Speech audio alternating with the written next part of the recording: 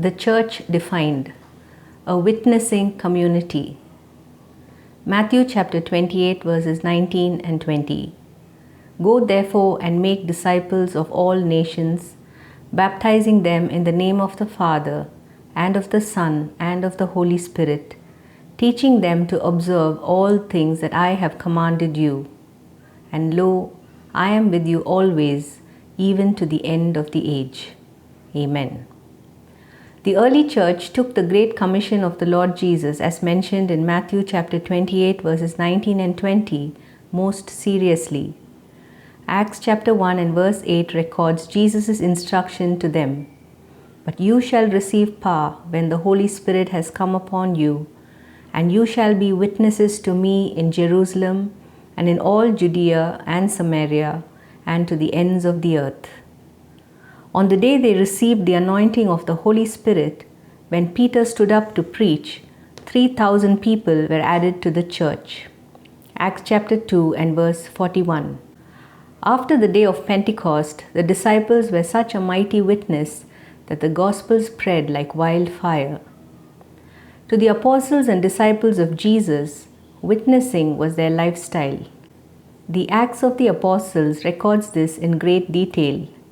They made the best use of every opportunity and witnessed in the temple, before the Sanhedrin, in the synagogue, to individuals, from house to house, in prisons, in cities, before kings, and before those in authority.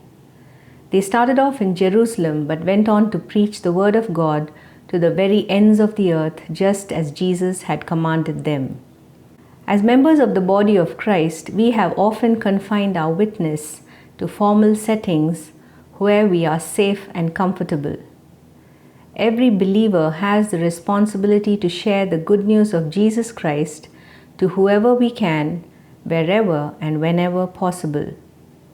We read in 1 Peter chapter 3 and verse 15, "But in your hearts revere Christ as Lord. Always be prepared to give an answer to everyone who asks you to give the reason for the hope that you have. But do this with gentleness and respect." The reason many people have not yet come into the kingdom of God is clearly explained by Paul in Romans chapter 10 verses 14 and 15. But how can people call on him if they have not believed in him? How can they believe in him if they have not heard his message? How can they hear if no one tells the good news? How can people tell the good news if no one sends them? As scripture says, how beautiful are the feet of the messengers who announce the good news. This is applicable for every believer in the Lord Jesus Christ. Our witness as believers must begin at home, where we exemplify the love and character of Jesus Christ in our families. This must extend to our neighbors, our friends, people at our place of study, workplace, and to everyone who interacts with us on a daily basis. We are reminded from 2 Corinthians chapter 5 and verse 20 that we are ambassadors for Christ, and if we take this calling seriously, we will see multitudes entering the kingdom of God like never before. Many of us shy away from letting people know that we belong to Jesus and have compromised our values to blend in with those of the world.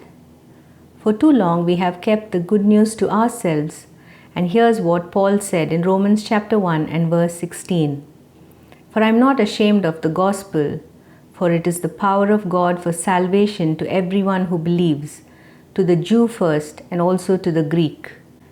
Jesus cautioned us in Luke chapter 9 and verse 26, "For whoever is ashamed of me and my words, of him the Son of Man will be ashamed when he comes in his own glory and in his Father's and of the holy angels."